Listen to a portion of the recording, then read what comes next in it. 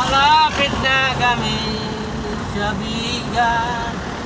28 kilometer na lamang. Bigan na kami.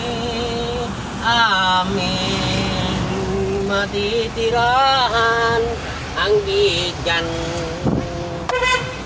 Huwag kang maloko-loko kay baka mabali ang iyong boto. Kabugaw. Right. Ayan, umikot na naman kami mga idol ha. Samahan nyo kami sa aming pag-explore sa pang-araw-araw na itong aming ginagawa. Ayan po yung vegan market. Ano ba ito dito? Vegan market. Ayan, nababasa na po at nakikita. Ganito po ang sistema ng palengke dito sa vegan mga idol na papasukin po natin dahil building po ito. Ayan o, sa katunayan eh talagang aakyat na bago marating yung tindahan dito sa taas. Ayan po din sa ngayon ay ang iba ay mga sarado pa at ang iba na may bukas na. Ayan, ikutin natin dito sa palengke nito. Ganito ang sistema ng palengke dito sa vegan mga idol. Ayan, sila tayo dito sa mga gulayan. Ikutin natin ang gulayan. Ito naman yung mga bintahan po ng iba't ibang klaseng soy sauce, toyo, suka. At ito naman yung gulayan nila. Ayan. Bintahan ng mga gulay dito. Sari-saring gulay.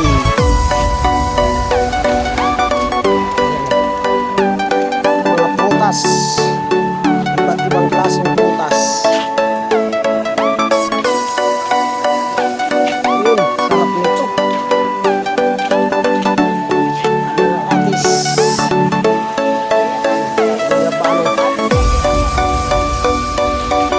Iba't ibang klase po ang mga paninda rin dito sa taas. Sa palengke po ng vegan. Lalo't ganitong linggo, matao daw dito pag medyo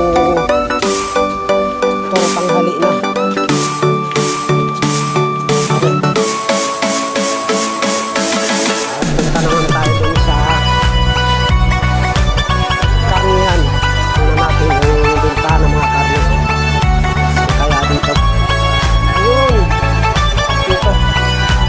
Ang bintahan pala ng karne at mga gula, karne at mga isda ay nasa baba. Building po kasi dito ang palengke ng vegan. Ayun, ang bintahan nila dito mga idol. Ganito po ang sistema ng palengke dito sa lugar ng vegan. Ayan, halos dalawang palapag po. Simula dito sa kababa-baba hanggang dito sa pinakataas po, yung bintahan po. Doon po naman po ang bintahan ng mga isda. Mamaya pupunta natin po dito muna. Ikutin muna natin ang kabuuan ng palengke na to. Medyo inabot na lang po ng tubig. Umulan po ng napakalakas. Ari naman po ang mga bintahan ng mga kakanin. Ito o. Hili-hilira sila mga kantin. Ari. Mga bintahan po ng mga kakanin dito.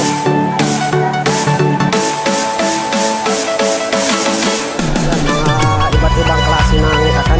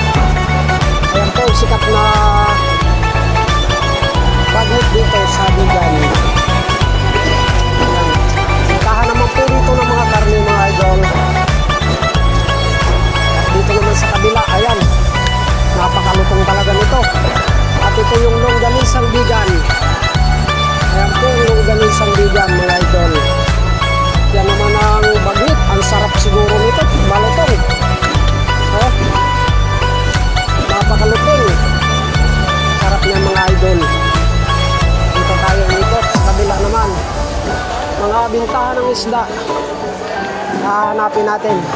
Puro karne dito. Baka dito sa unahan. Tingnan natin.